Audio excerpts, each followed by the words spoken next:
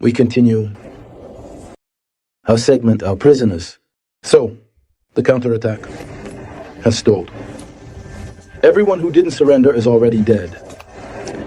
Here is another prisoner just brought in. 10 more are on their way. So, I want to ask, of course, what is your last name, first name, and patronymic? Timofey Vladimirovich. My date is the 26th night of 1986. 86? Yes. Classic. You look older than me. So, where are you from? The city of Pervomosk. Pervomosk.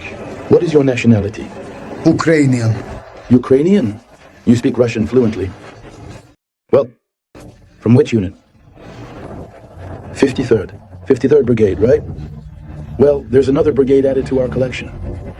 So, well, I would like to say what they are really doing to Ukraine.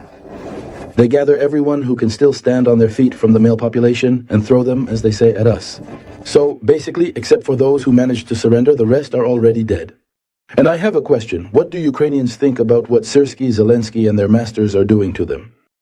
What do they think about this? And what do you personally think about it? I think it's the party officials who should be sent to the front first. Let them try how it is there. It's not sweet there, and flowers don't grow. Let them try. And what would you advise your colleagues? Colleagues, I advise you not to go. Where are they sending you? Akhmat is strength. I didn't ask you about that, old friend.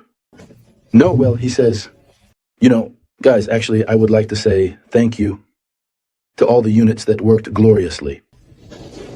So, it turns out, yesterday and today, the guys worked very commendably.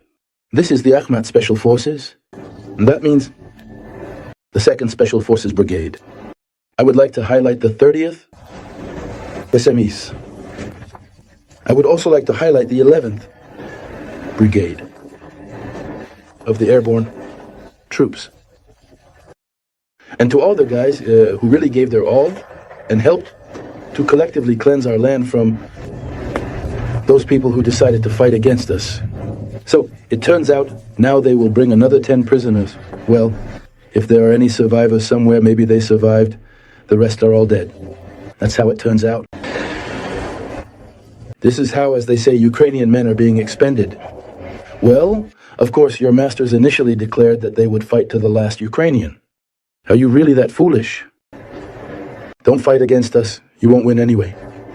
You need to surrender as quickly as possible. It's your chance to stay alive, guys.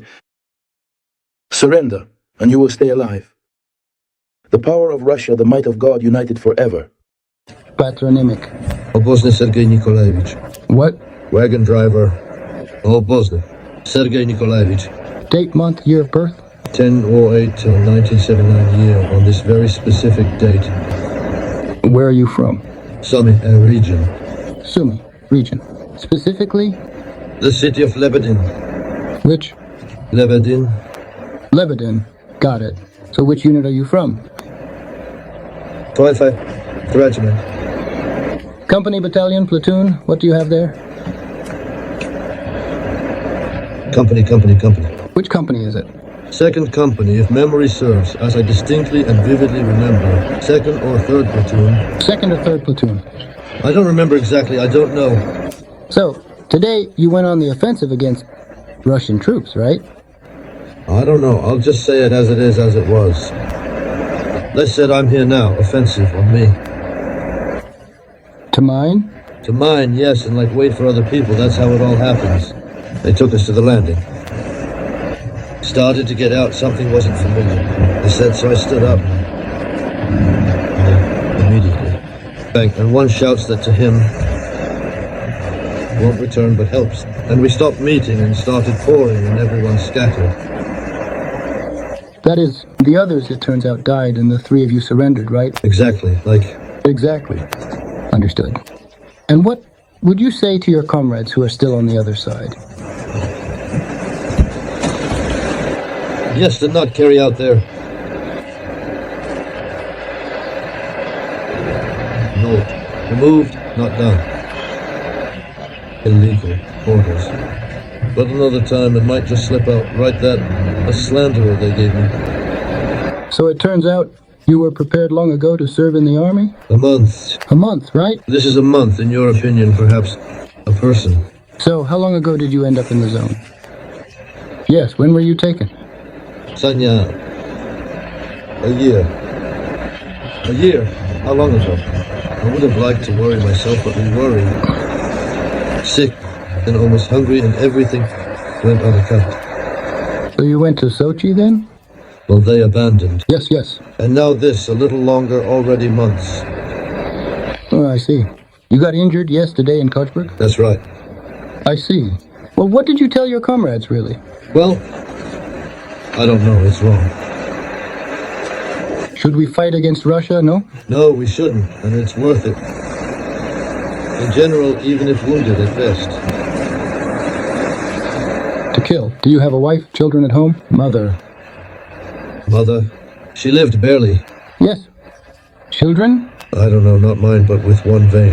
A long time ago, many years and years ago, with a civil brother. I understand. I am Poltavsky Ruslan Nikolaevich, born in 1997 on December 16th.